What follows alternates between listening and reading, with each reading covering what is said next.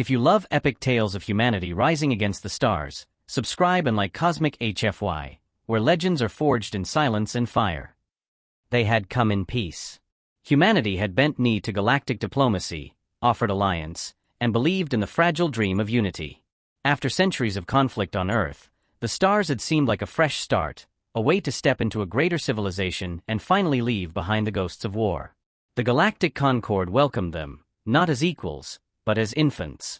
Inexperienced, naive, curious, but soft. And humanity accepted that role.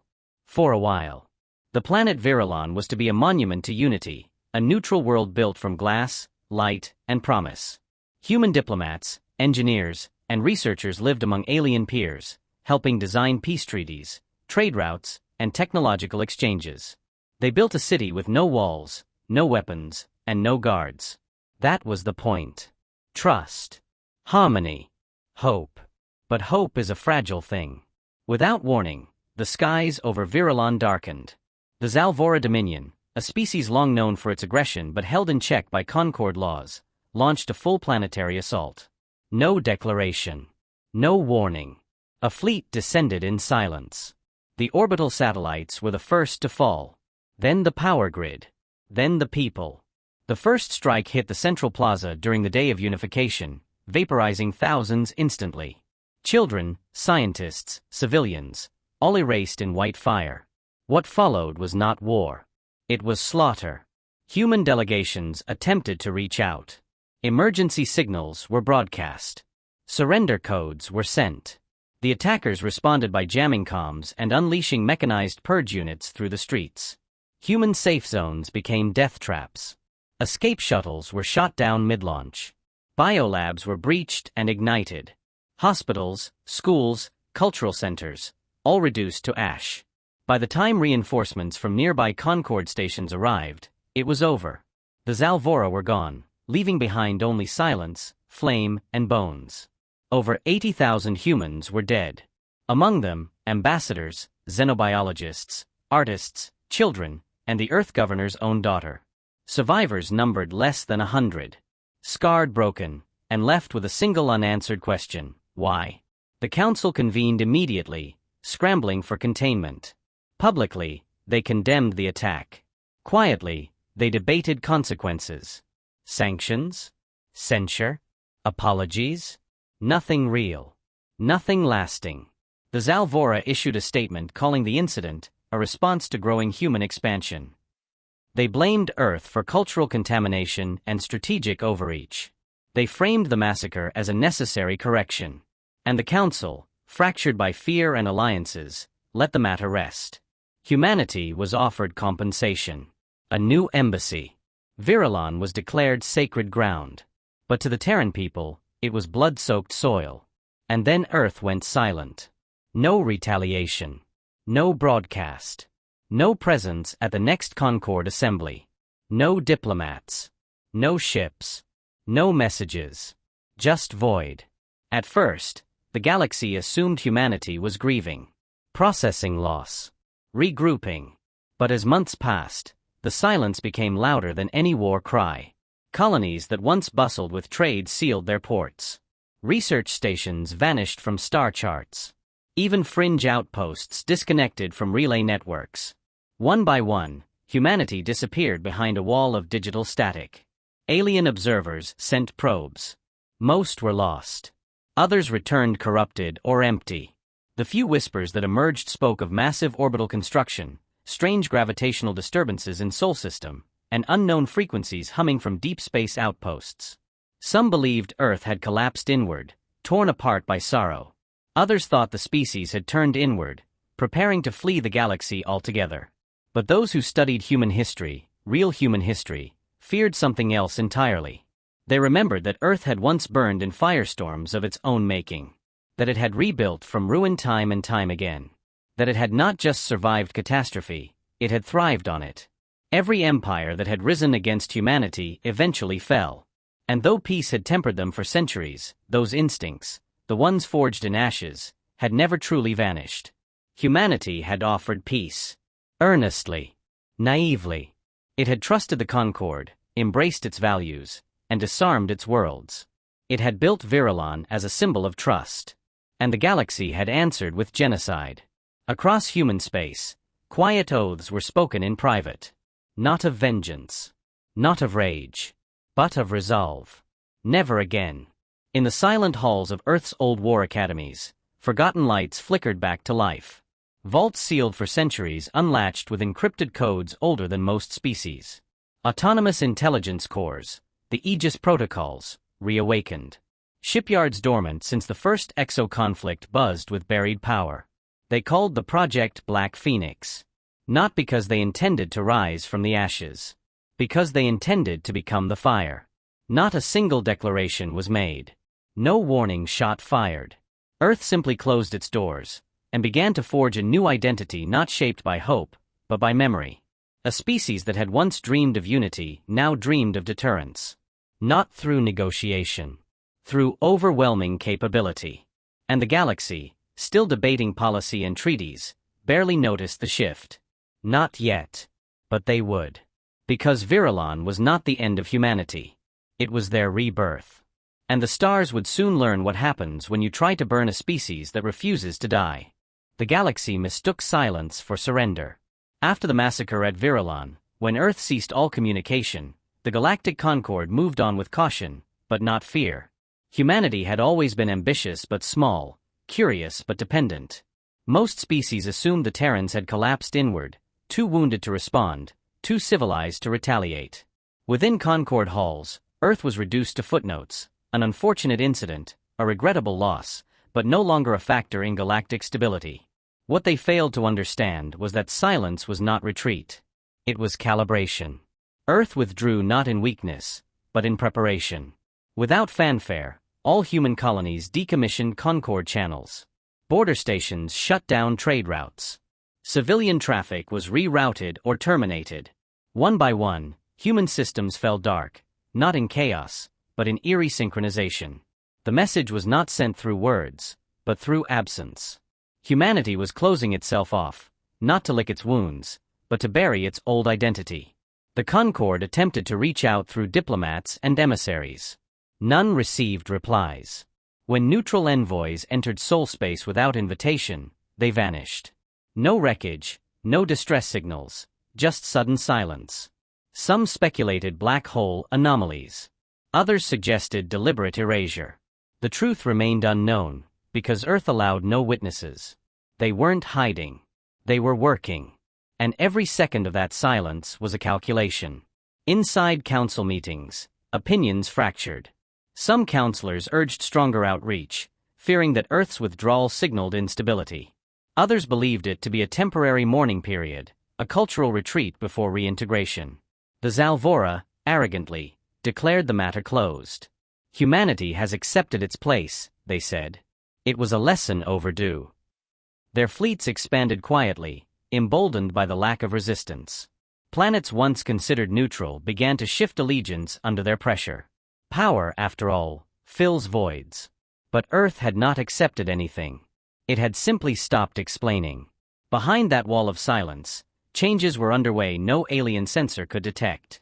Those who monitored old relay stations caught occasional bursts of incomprehensible data, brief anomalies in quantum traffic, sudden gravitational distortions across empty space, background radiation pulses timed too precisely to be natural. Nothing stayed long enough to be studied. But to those who understood patterns, the message was clear: Earth was reorganizing everything. Human culture shifted beneath the surface. Entertainment ceased. Export economies collapsed by design. Scientific conferences were replaced with military symposia. Old training facilities reopened in the shadows of quiet moons. Civilian fleets disappeared from civilian registries. And deep beneath the crust of Luna and Mars, old infrastructures once meant for peace were refitted under new directives. Names long forgotten were whispered again. Aegis. Cerberus. Midnight Protocol. Spies sent to infiltrate these developments failed. Those few who returned came back altered, minds fractured, memories surgically erased. One Valarian filtrator, upon return, wrote a single phrase in their own blood before collapsing: they remember everything. Human intelligence became impossible to track. Concord databases no longer updated human population records. Diplomatic logs were sealed behind digital firewalls that rejected even quantum decryption. Some Concord analysts began calling Earth a black star, a point of gravity drawing attention, but offering nothing back. Among traders and fringe world dwellers, new myths emerged. Stories of massive dark ships spotted briefly at the edge of known space, silent, cloaked, their silhouettes dwarfing known vessels. Tales of ruined pirate stations where everything was gone except a single human sigil burned into alloy walls. Some said humanity had merged with machine intelligences. Others believed they had found something ancient, an artifact or force that had changed them. Whatever the truth, one fact remained undeniable: Earth was no longer interested in being part of the Concord. They weren't asking for justice. They weren't demanding retribution. They were simply gone. And the galaxy was starting to realize that might be the greatest threat of all. On the galactic net, an unverified video began circulating. It showed a human ambassador before the council, weeks before the Virilon massacre. He was calm, polite, passionate. "We have always offered peace," he said. "We have compromised, sacrificed, and extended trust. But we carry in our genes the lessons of extinction. We know what it means to be burned. And we know what it takes to survive after that. Do not mistake our willingness to join you as weakness. Do not misinterpret our restraint as incapacity. Because if we are forced to choose between existence and appeasement, we will choose existence. Every time."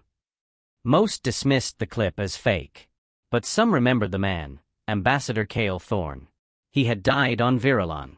Then came the final sign something irreversible had changed. A probe sent near Earth's outer orbital ring disappeared like the others. But this time, a signal returned in its place, short, encrypted, unmistakable. It contained no voice, no threats. Just a time-stamped data packet. Inside it, one line of text, written in every major Concord language: *, we offered peace. You chose blood. Our silence is your last mercy. *. Panic didn't erupt immediately. But fear began to spread, not because of what Earth had said, but because of what they hadn't. No declaration of war. No list of demands. No political movement. Just one message, and then more silence. The galaxy had asked itself what humanity would do after Virilon. Now, the question changed. What had they already done? What were they building in the darkness? Why were their colonies empty? Why were their ships unseen? Some called for preemptive action. Others advised restraint. But consensus never came, because no one knew what they were up against anymore. The old Earth, the one that spoke in treaties and compromise, was gone. In its place, something new was rising. And the longer they waited to understand it, the less time they'd have to survive it. There was no single moment when humanity transformed. No speech, no anthem, no broadcast. It happened quietly, with deliberate purpose, beneath layers of misdirection and forgotten protocols. The public never saw it coming. Not because it was hidden, but because it was designed to be beyond imagination. What Earth began in silence was not recovery, it was evolution. The project was named Black Phoenix. Not a code name. A mission statement. In every language spoken across Sol, it meant one thing: rebirth through fire. No compromises. No oversight. No external authority. The project didn't start with military leadership or elected officials. It started with minds older than memory, AI constructs mothballed since the Machine Rebellion Accords, reactivated under emergency codes buried so deep, only catastrophe could justify their awakening. Virilon qualified. The Aegis network came back online across hidden satellites orbiting Saturn. Not just defense grids, sentient war minds built for planetary-scale strategy. Dormant intelligences once deemed too dangerous for peacetime were given full operational clearance. No leash. No humans in the loop. They didn't need approval. They needed results. Terraforming fleets vanished from their assignments and returned home, not to bring life, but to unmake it if required. Civilian manufacturing plants quietly shifted blueprints. Stations labeled as mining rigs began processing exotic alloys not used in civilian construction. The asteroid belt between Mars and Jupiter, once dormant, lit up with classified heat signatures. Structures the size of cities began assembling themselves in vacuum, silent, modular, weaponized. Old weapons were not revived. They were replaced. Human quantum labs perfected blink drives, short-range teleportation tech previously deemed too unstable for live tests. Now refined. Ready. Graviton compression technology, once shelved due to energy demands, was greenlit. Earth's sun provided the power. Lunar foundries were retooled to refine neutronium, building cores for warforms with armor dense enough to walk through stars. But hardware was just the surface. The real transformation happened in doctrine. Humanity abandoned deterrence. No more peacekeeping.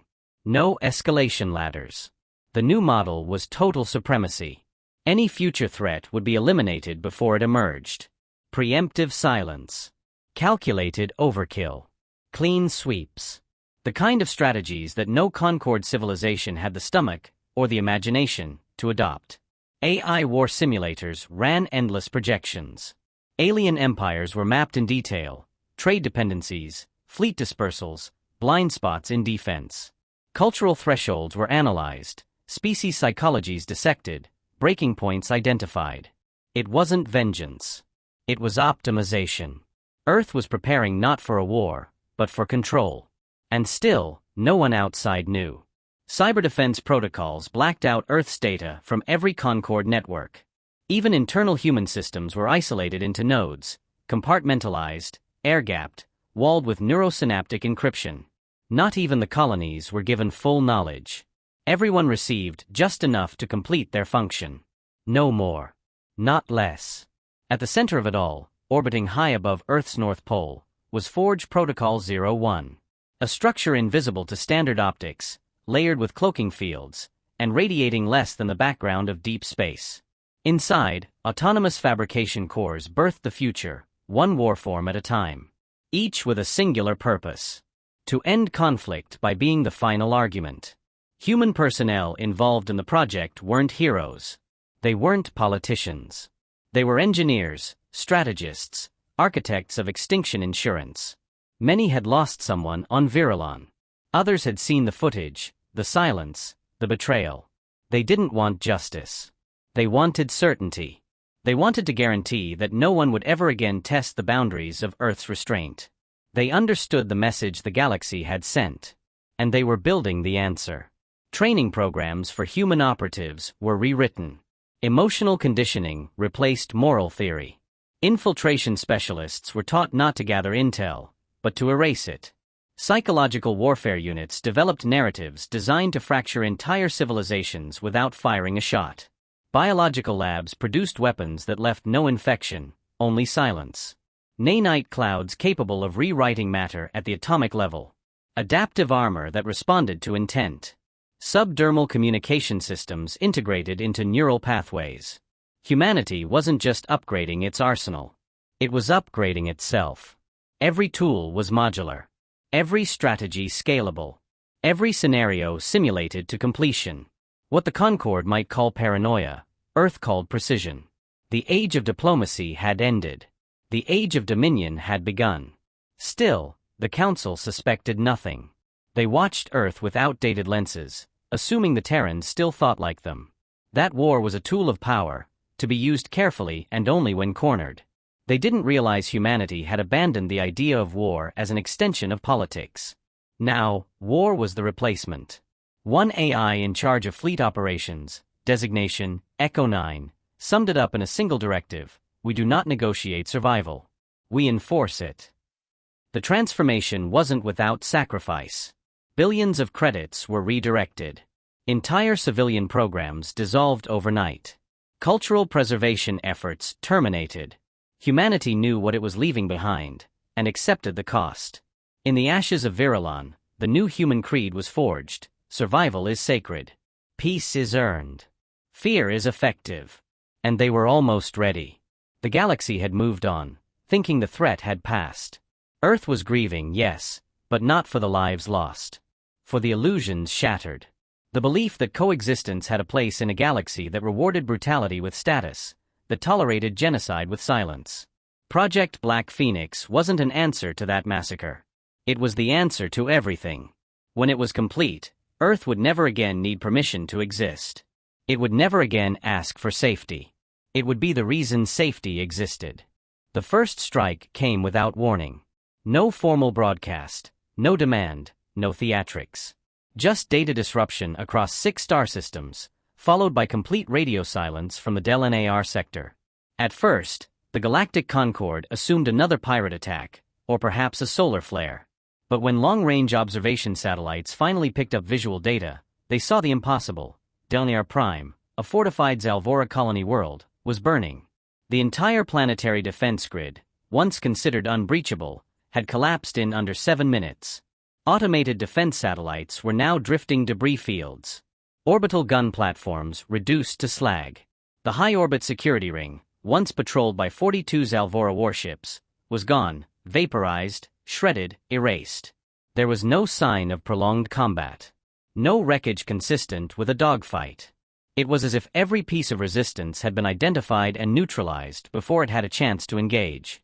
Coordinated annihilation. The only trace left behind was a residual energy signature, unknown, unstable, and human. Del-NAR Prime had been a symbol of Zalvora dominance. A colony with 10 million residents, most of them high-value military personnel, industrial workers, and logistics officers. Strategic location. Heavy fleet presence. Its destruction wasn't just tactical. It was intentional. Chosen as a message. Humanity wasn't lashing out randomly. It had selected a target with surgical precision. Not to inflict damage. To shatter morale. And it worked. The Zalvora Dominion immediately convened an emergency war council. Their admiralty, once bloated with confidence, suddenly faced a threat that couldn't be quantified. The few surviving planetary drones showed only fragments, strange, angular vessels the size of cities, moving without visible propulsion, tearing through defenses with beams of compressed gravity and quantum-tethered weaponry. Ships no Concorde design could match. No identification codes. No crew life signs. Completely silent. The humans had built something no one had ever seen before. And they had deployed it without hesitation. Within hours, word of Del-NAR's fall spread across the galactic net. Other empires began recalibrating their threat indexes. Humanity, once ranked as a mid-tier civilization with moderate military strength, was now unranked, listed as a volatile unknown. No diplomatic envoys came forward. No claims of responsibility were made. Only an encrypted signal pulsed across deep space relays, repeating 3 words in thousands of alien dialects. For Virilon. The Council demanded answers. The Zalvora denied responsibility for provoking Earth, denying the massacre outright. Old recordings were suddenly deleted. Witnesses vanished or recanted. The Concorde couldn't afford another war, and certainly not against an enemy they didn't understand. Some tried to open communication with Earth's last known diplomats. Every message returned the same automated reply. No further dialogue authorized. Contact is not required. Panic moved faster than logic. Some species began evacuating border systems. Others increased fleet patrols and locked down trade corridors. Intelligence divisions scrambled for any information on Earth's technological leap. Nothing surfaced. All records from the last 10 years had been wiped or corrupted. Human architecture had gone dark. A Black Ops report leaked by a rogue Chiral data broker changed everything. It contained one classified image, taken moments before Del-NAR Prime fell. A single human vessel hovering above the capital continent. Monolithic. Matte black. No external markings. Its hull was glowing faintly, as if processing more energy than a sun. Below it, the capital city was already disintegrating, block by block, reduced to red mist and shattered stone. The ship did not appear to fire weapons. It simply existed, and matter unraveled in its presence. The image was sent to dozens of security agencies.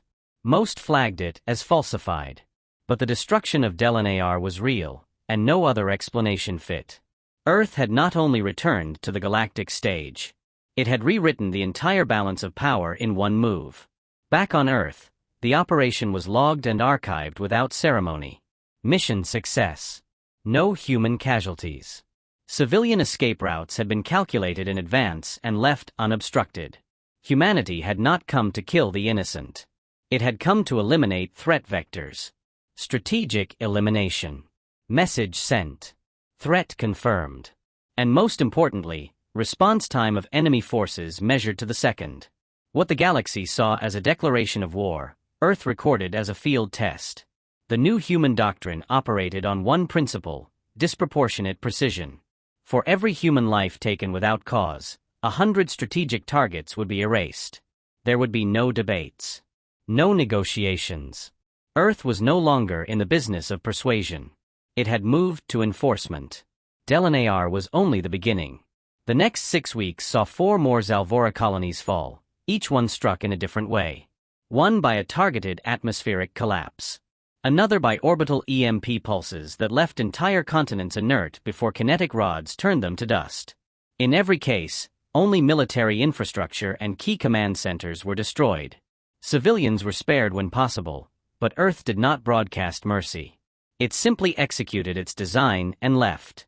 At each site, the only clue to the attacker's identity was a glowing insignia etched into metal or burned into stone, a stylized phoenix, wings spread, rising from a ring of flame. It carried no name, no flag, only meaning. The Concord tried desperately to control the narrative.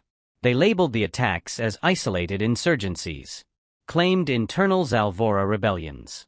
But the public knew.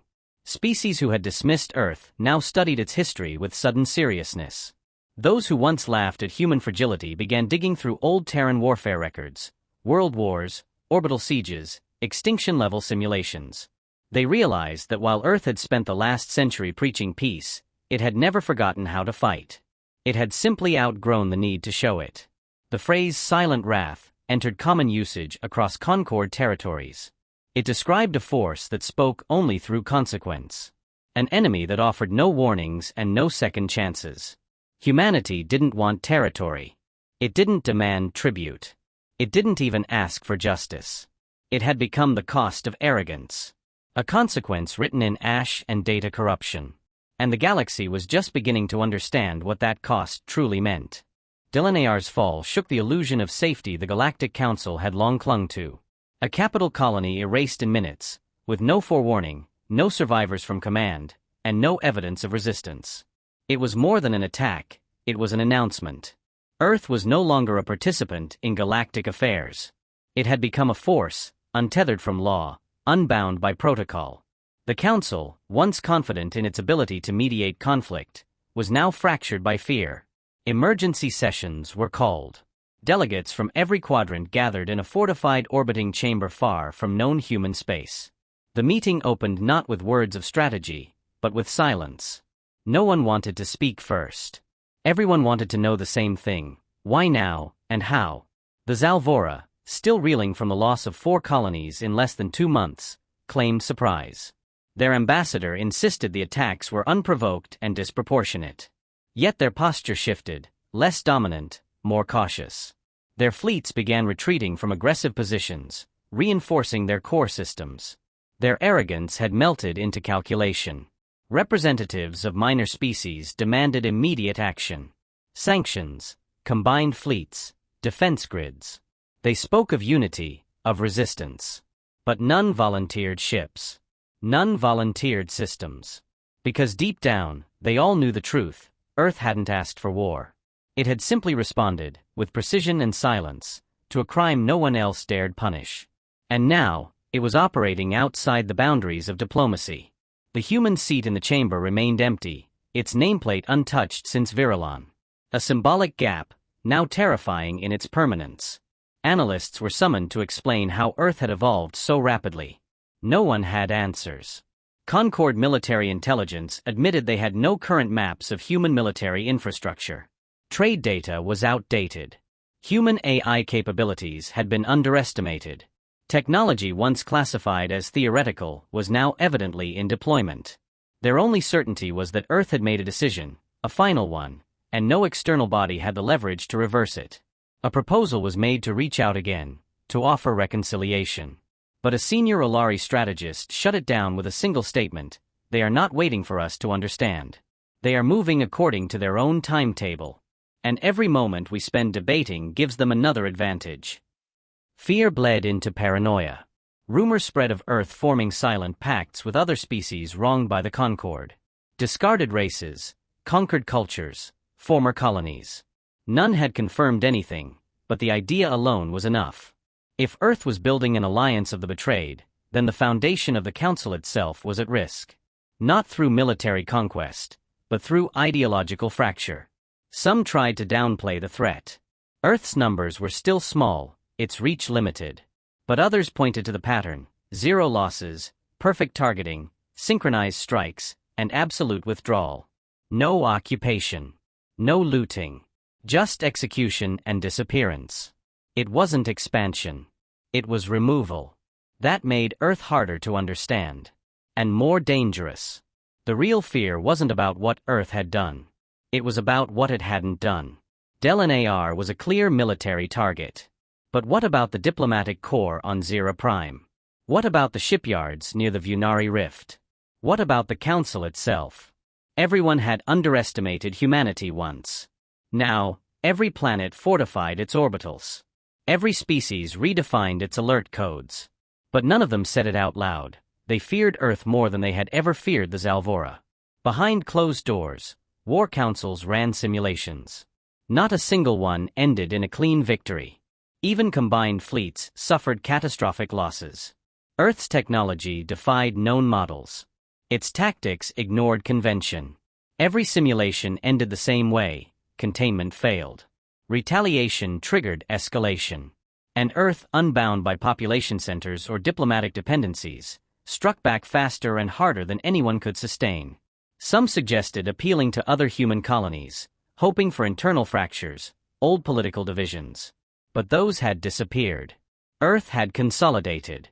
Not with violence, but with unity. Across former disagreements, ideological gaps, economic rivalries, nothing had survived Virilon. The Terran species had become one voice. One direction. No opposition. No hesitation. That scared the Council more than the weapons. Empires survive division. But a unified enemy willing to endure, adapt, and never forget? That was extinction level. A classified memo from the Galaris intelligence network revealed something worse. Their deep space probes had intercepted a data signature matching the one from Del-NAR. This time, near the edge of Council space. Not accompanied by any visible fleet. Just a single long-range signal. For words, repeating in pulse. Observe. Calculate. Erase. Repeat. It wasn't war doctrine. It was an operating principle. Panic didn't spread in riots or broadcasts. It seeped into every corridor of Concord governance. Fleets were recalled. Trade routes adjusted. Entire research initiatives cancelled. Everyone began planning for the same future: survival, not dominance. And yet, Earth hadn't made a single public demand. No ultimatums. No negotiations. No list of terms. That absence was louder than war drums. The Council realized they weren't dealing with a political faction or a military regime. They were facing a civilization that had severed itself from their rules entirely. Earth had built a new identity in the void. One that didn't need validation. They couldn't predict Earth's next move because Earth didn't care about prediction.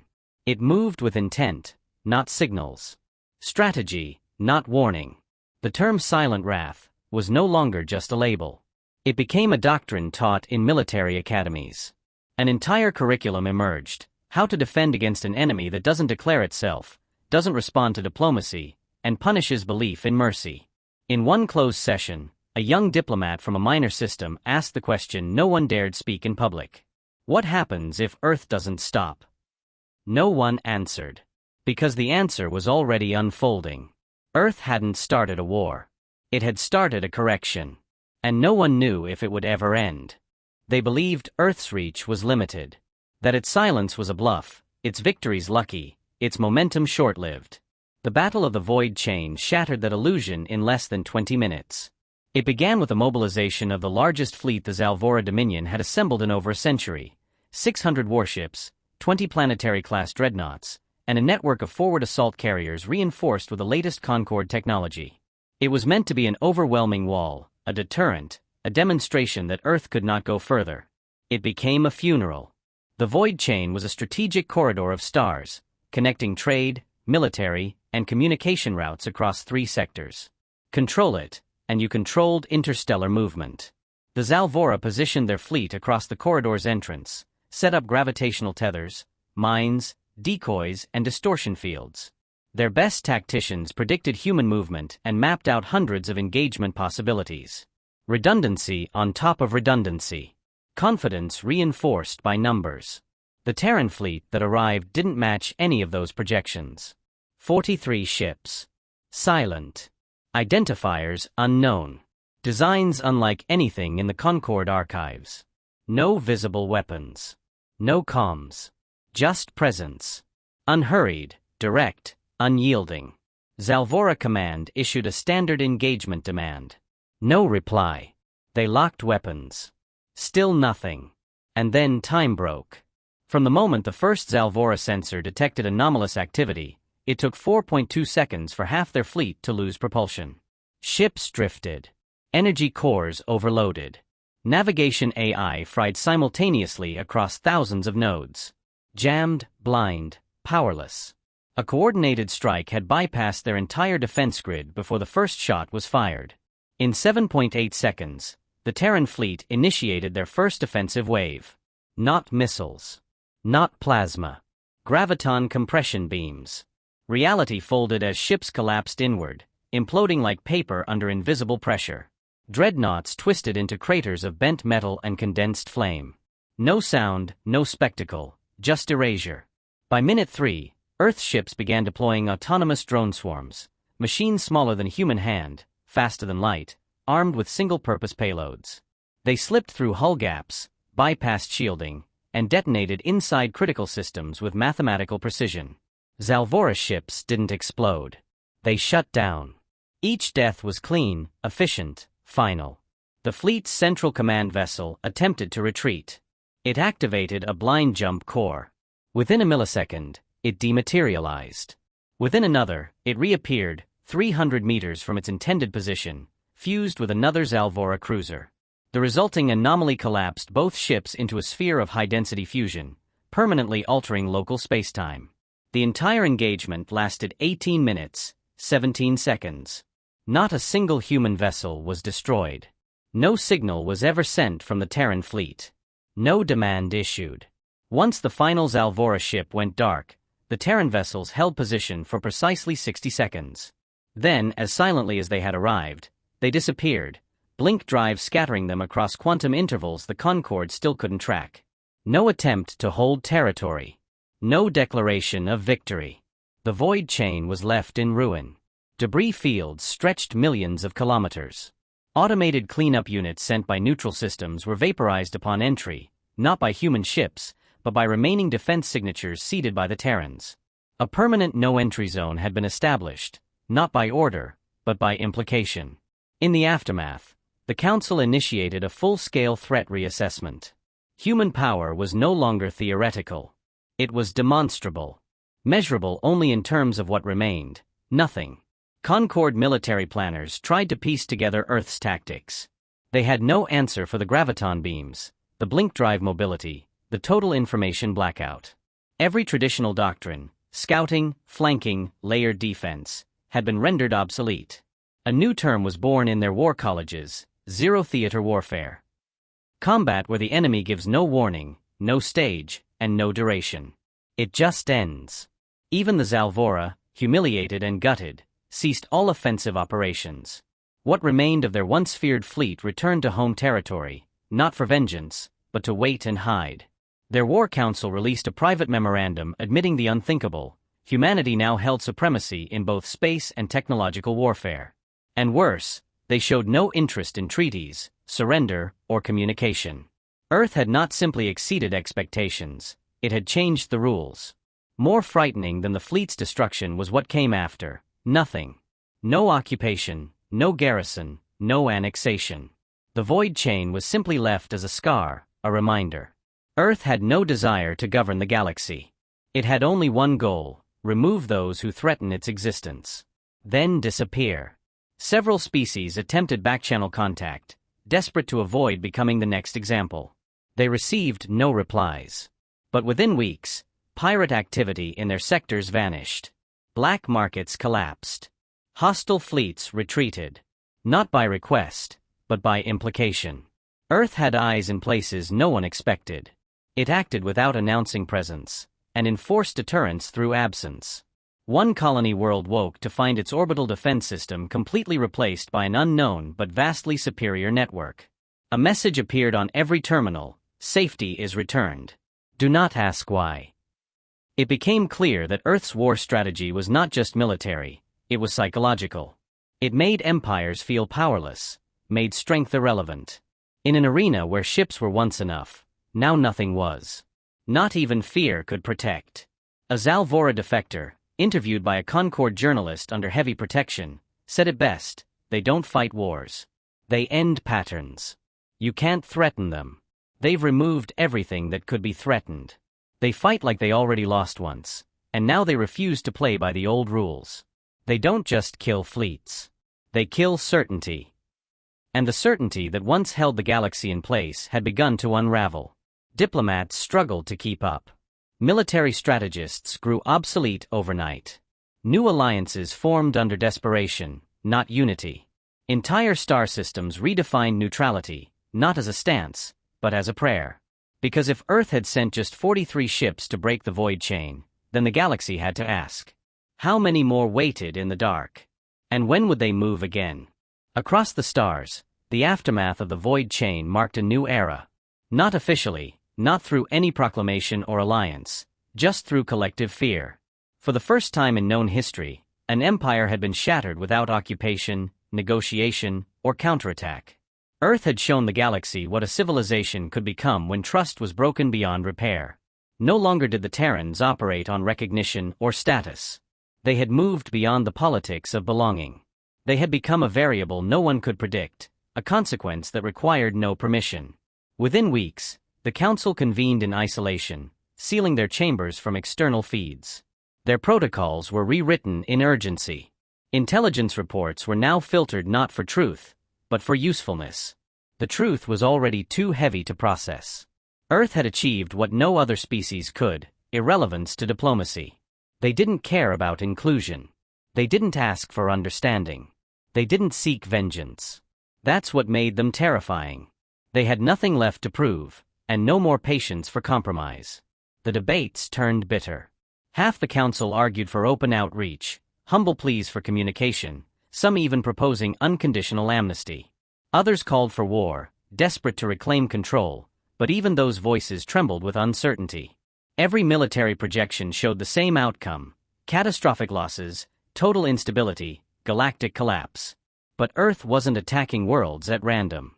It struck only when it deemed necessary. Strategic, emotionless, precise.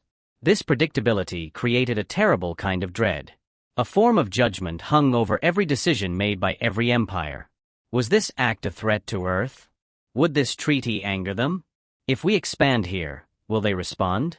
The galaxy had become a stage, and Earth had taken the role of an invisible judge, cold, absent, final. For the first time, silence held power. Smaller civilizations began to follow an unspoken doctrine: appease the Terrans, even in their absence. Entire planetary policies were restructured with them in mind.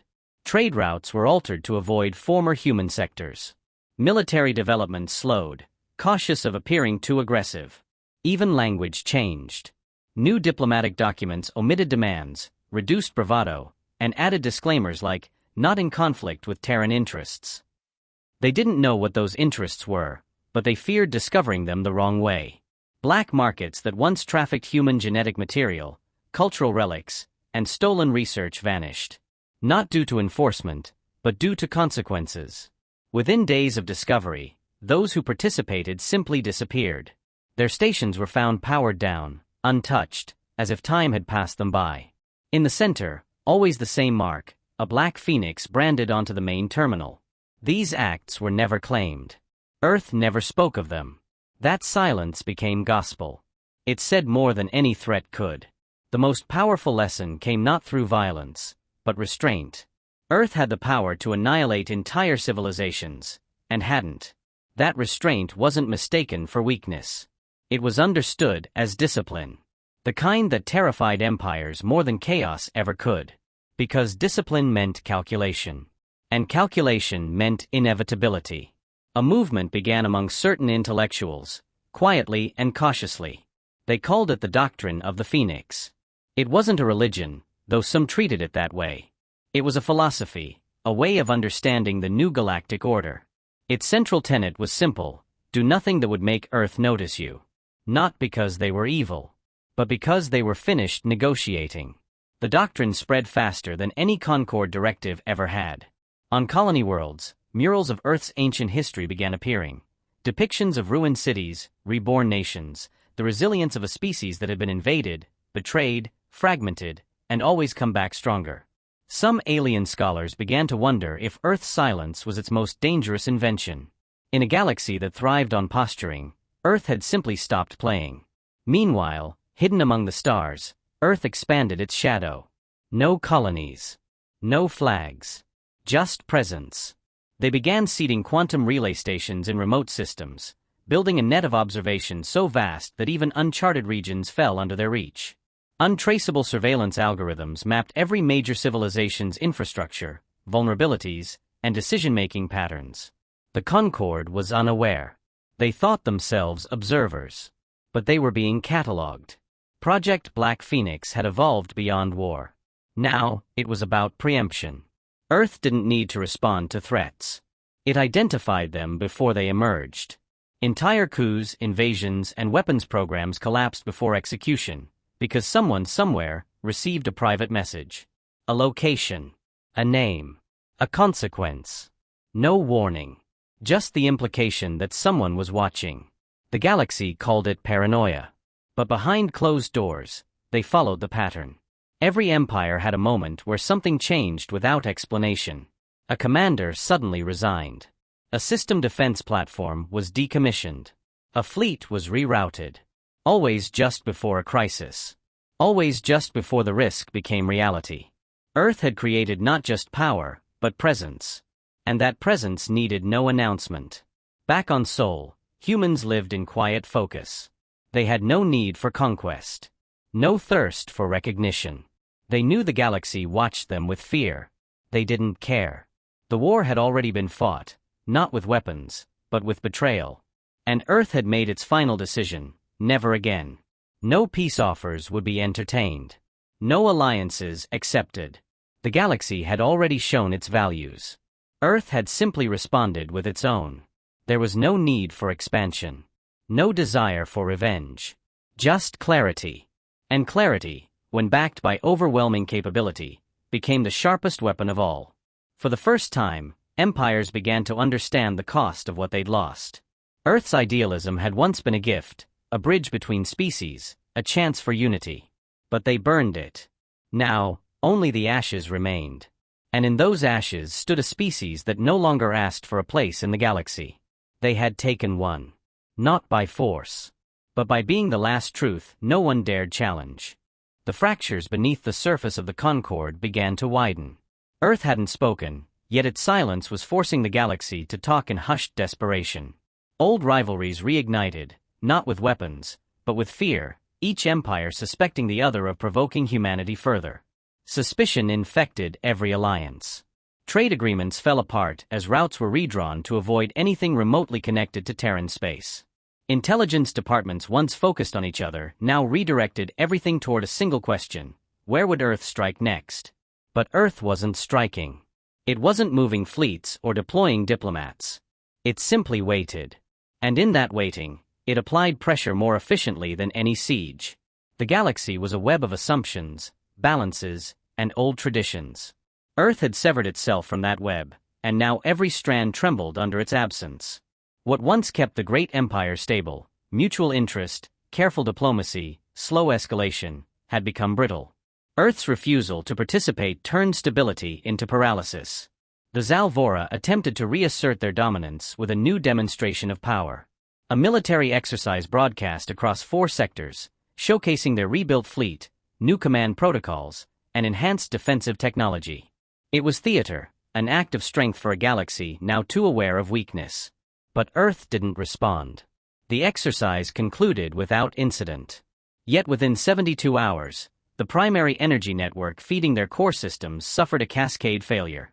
Not from attack, not from sabotage, just a quiet anomaly no engineer could trace. Backup generators failed. Military databases reset to baseline. Navigation logs vanished. Across the Dominion, whispers spread. Earth hadn't needed to fire a single shot to remind them who dictated the tempo. Even that was generous. Earth wasn't dictating. It wasn't performing. It had simply moved on, and the rest of the galaxy was struggling to keep up. Independent systems began making unilateral declarations of neutrality. Not out of principle, but out of dread. They didn't know what might trigger another disappearance, another dismantled fleet, another city turned to vapor. So they acted preemptively, removing all traces of former aggression, scrubbing records of past anti-human policy, rewriting history to paint themselves as friends of Earth. No response ever came. But for those systems, survival was reward enough. One by one, minor powers stopped speaking to the Council altogether. Not in protest, but in resignation. The Council had no authority over Earth. Worse, it had no influence with Earth. That made it irrelevant. Behind closed doors, Concord leadership argued over contingency plans. A defensive ring. Preemptive strike planning. Underground bunkers. New AI oversight. But all of it circled the same, unspoken truth. They were reacting to a force that no longer needed to explain itself. In back channels, some began to suggest a final gamble, a full diplomatic appeal to Earth, broadcast galaxy-wide. Total transparency. Absolute apology. Even reparations. The motion never passed. Not because the Council rejected the idea, but because no one wanted to be the voice that Earth remembered when judgment came. Even in surrender, they feared visibility. It was during this chaos that the Terran Ghost Protocol was uncovered, an incident that rewrote everything yet again. On a barren world deep in the Orion Partition, a Concord archaeological team discovered a dormant relay station hidden beneath the crust. Not an ancient ruin. Not alien technology. Human. Still functioning. Still transmitting. The data logs recovered showed that the station had been built before the Virilon massacre. Its purpose was not communication. It was observation. Not of Concord systems, but of human ones. Earth had predicted betrayal before it occurred. It had placed silent monitors across the galaxy, embedded into trade worlds, outposts, even council-linked facilities. Ghost Protocol wasn't a response to the massacre. It had been contingency planning for years. That changed everything. Earth's current supremacy wasn't sudden. It was designed. Calculated. Accepted as inevitable. Humanity had not been caught off guard by betrayal. They had simply waited for the moment it confirmed what they already knew.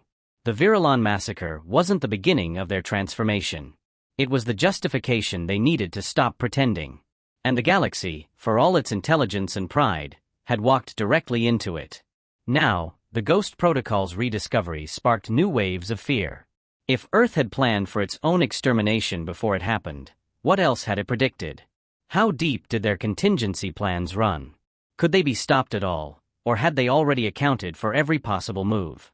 That was the final realization that shattered the Council's remaining unity. Earth was no longer fighting enemies. It was executing a timeline. The final irony was that Earth's greatest weapon wasn't a ship, or a fleet, or a planetary destroyer. It was belief. The belief that resistance was futile. The belief that peace had been offered once, and would never be offered again. Every species now operated under the assumption that the next mistake could be their last. That assumption didn't just limit action. It changed identity. It made empires self-censor, leaders hesitate, strategies die before they were written. Fear had become doctrine. And still, Earth remained silent. They didn't boast. They didn't broadcast. They didn't explain. Because they didn't need to. They weren't trying to rule the galaxy. They were making sure no one else ever could, not without remembering what it had cost to forget Earth the first time. The Ghost Network kept running. Stations undiscovered. Eyes open. Ears listening. Not for threats, Earth had already mapped those. It listened for arrogance. For pride. For signs that someone somewhere had started believing again in their own invulnerability. Because that's what Earth waited for now. The next empire that forgot the price of betrayal. The next species that mistook peace for passivity. The The galaxy had not been conquered. It had been warned. The moment finally arrived when a voice challenged the silence. The Valari Syndicate, a proud and insular civilization on the edge of known space, released a broadcast across the Concord network. Not to Earth, but about Earth. A challenge veiled in arrogance, aimed not at provoking direct war but at reclaiming dignity. The Valari declared that fear of silence was weakness. That no species should bow to a civilization that no longer spoke. They framed it as resistance against tyranny. But their words were hollow, designed to save face rather than spark unity. What followed was not an invasion, not even a response, just consequence. 72 hours after the broadcast, Valari's data archives collapsed. Not deleted, not hacked, erased at the root layer of their quantum lattice, leaving behind an absence so total it destabilized entire sectors of planetary infrastructure. The collapse spread through relay systems, infecting backup networks and cascading across 12 worlds. Navigation, communication, energy distribution, everything dependent on synchronization failed. Hospitals reverted to manual care. Military AI reverted to boot protocols. Financial systems reset to zero. There was no warning. No ships were seen. No threats delivered. At the center of each affected system, a single repeating signal appeared on public terminals. For words, the same as before. Observe. Calculate. Erase. Repeat. The Valari Council, once posturing with pride, immediately retracted their statement. But the damage had already been done. They joined the growing list of civilizations forced into submission not by force, but by inevitability.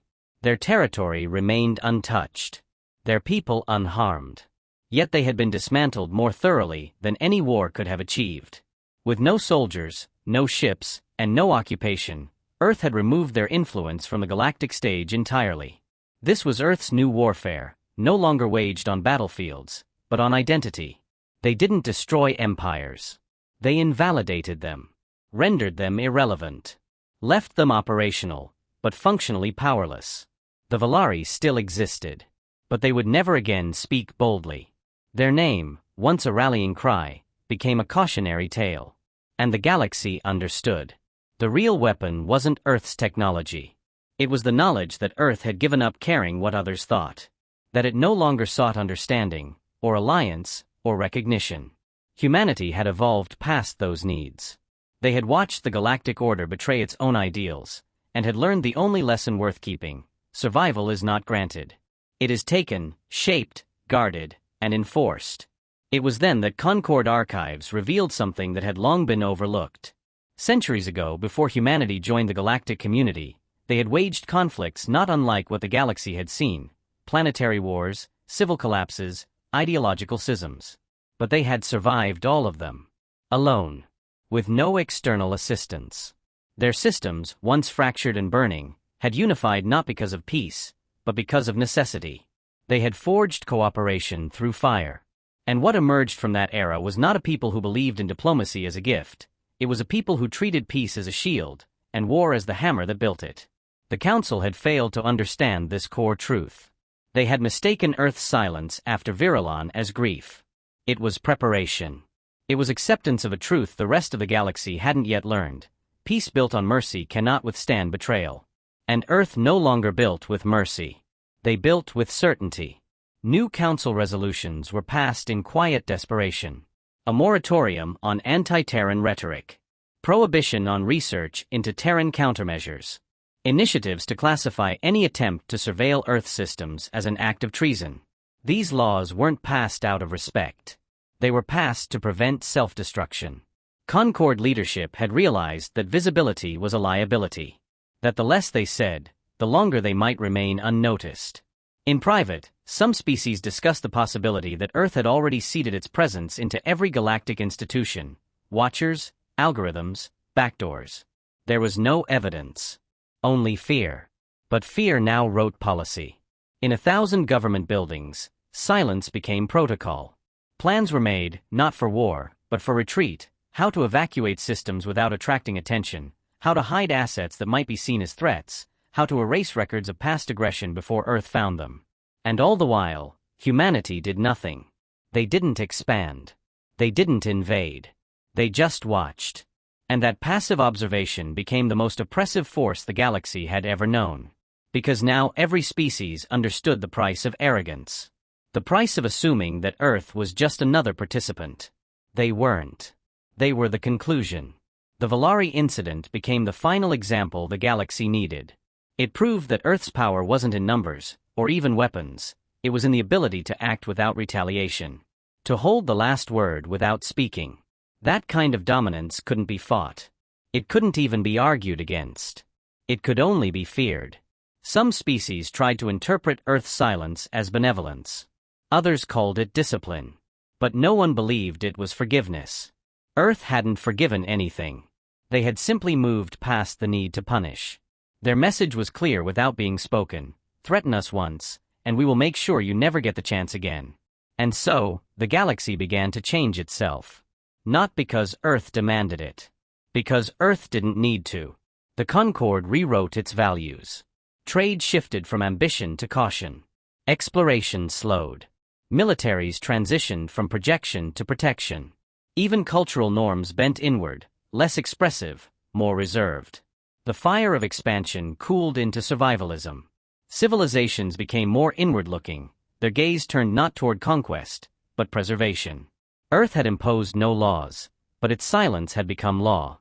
And in that silence, the galaxy finally understood that it had not witnessed a war. It had witnessed a transformation. Earth had not retaliated. It had recalibrated the universe's hierarchy. And the rest of existence now revolved around what had once been ignored. The age of empires was over. The age of consequence had begun. There was no ceremony when Earth finally spoke again. No grand transmission, no broadcasted statement to the stars. It came as a compressed signal low-band, scattered through deep space relays used mostly by long-haul mining crews and forgotten outposts. The message contained no threats, no accusations, just a set of coordinates, a timestamp, and a single phrase, "Do not interfere." The signal passed through every network in the galaxy within hours. The coordinates pointed to an uninhabited system on the edge of the old Virilon expanse. A system no one had claimed, rich in resources but abandoned for generations. The timestamp was exactly 1 Earth year from the day the Virilon massacre occurred. No one dared to respond. For months, debate flared behind closed doors. The council scrambled to interpret the meaning. Some feared a final attack. Others suspected a demonstration. A few even believed it was an offer. But no action was taken. No fleets moved toward the system. No probes were launched. The message had said enough. Do not interfere. When the date arrived, long-range observation satellites recorded the event from a safe distance. In perfect silence, Earth deployed a structure into the heart of the system. A monolithic ring, kilometers across, forged from materials unknown to Concord science. It pulsed with energy not measurable on standard sensors. No crew was visible. No origin traceable. Within hours, the ring activated and folded the system into a compressed state of temporal stasis. The stars dimmed. Matter slowed. Radiation halted. Time itself was rewritten inside the zone. It was not a weapon. It was a grave. And etched across the surface of the ring, in every major galactic language, were the words, "In memory of the silenced." The galaxy understood. Earth had not forgotten Virilon. They had simply waited for the galaxy to remember it on their own. Now, they had built a monument not of vengeance, but of permanence. A reminder that what had been done would never fade. That history could not be erased through silence, only rebalanced by it. In that moment, Earth became more than a power. It became history's arbiter. The ring was left untouched. No species dared approach. Within days, an unspoken agreement settled across the stars. That system would remain sovereign to no one, maintained by no treaty, visited by no fleet. It belonged not to Earth, but to the memory Earth demanded the galaxy carry forever. And with that, humanity returned to its silence. No follow-up message.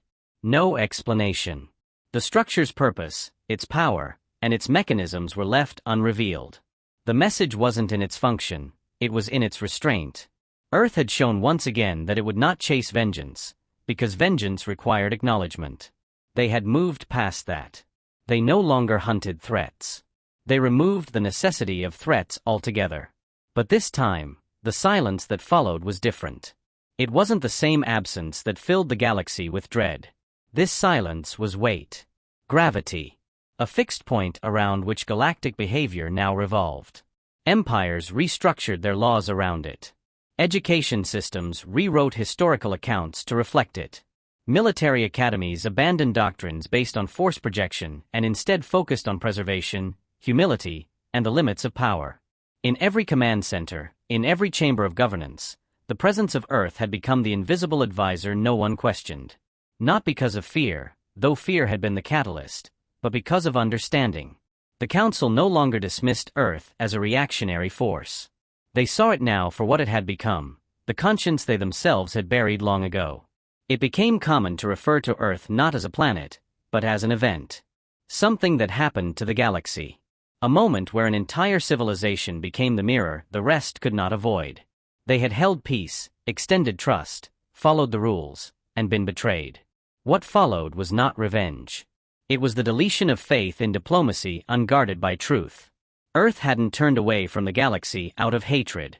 It had done so because the galaxy had failed its own ideals. And now, humanity thrived in that separation. Trade networks revealed Earth's quiet involvement in hundreds of planetary relief efforts. Never directly. Always through proxies. Systems that had suffered under Concord manipulation were stabilized. Environmental collapses reversed. Technological upgrades deployed without signatures. These weren't acts of reconciliation. They were corrections. Earth wasn't helping to rebuild what had broken. They were ensuring it could never be misused again. The lesson was clear: Earth would not be a partner. It would be a presence.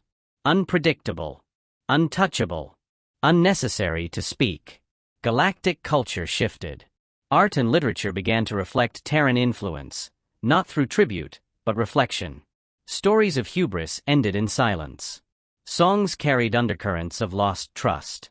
In the absence of Earth's voice, the galaxy began speaking in whispers of accountability. Not enforced by warships, but by the memory of consequence. And Earth, back in its corner of the stars, watched. They weren't waiting for redemption. They weren't hoping for apology. They were simply making sure the cost of betrayal was never again miscalculated. Because the galaxy had been given something rare, a second chance to evolve. Earth had offered that chance not through invitation, but through clarity.